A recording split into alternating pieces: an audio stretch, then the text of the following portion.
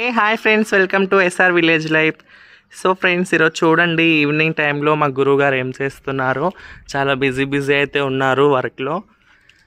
అత్తయ్య గారు ఏం చేస్తున్నారు? ఏం లేదు బంగారం. ఇగో సాయంత్రం పూట అయితే మేము చింతపండు కొడుతున్నాము. ఎందుకంటే ఇప్పుడు ఎండగలం కదా, చింతపండు స్టోరేజ్ చేసుకోవాలి. ఎందుకంటే దీంతో చాలా కూరలు చేసుకోవచ్చు. ఇది లేకుండా అసలు పని జరగదన్నమాట. అందుకోసం అనేసి ఇంకా అమ్మ వాళ్ళ ఊరి నుంచి అయితే చింతపండు తీసుకొచ్చారు.